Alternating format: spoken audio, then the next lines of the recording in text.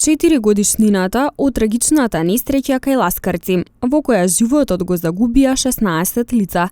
Вчера беше одбележана со комеморативен собир на градскиот плоштад во Гостивар и промоција на спомен парк во чест на загинатите. Во паркот пред 2 месеци биле засадени 16 дрвја, а од неодамна се поставени исто толку табли со имињата на загинатите патници. Во спомен на настраданите вчера беа вклучени и 16 рефлектори кои беа насочени кон небото. На собирот покрај членовите на семејствата на настраданите присуствуваа и представници на локалната самоуправа и општинскиот совет.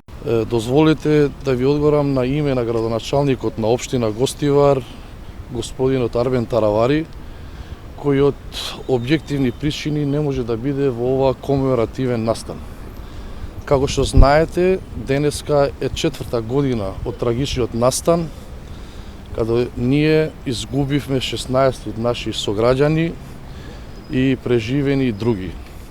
Денеска сме собрани овде, освен да покажеме голем почит за загинатите, исто така да апелираме во нашите релевантни институции за да се има одговорност за ваквиот трагичен настан, зошто апелираме за да не се повтори уште еднаш овој настан.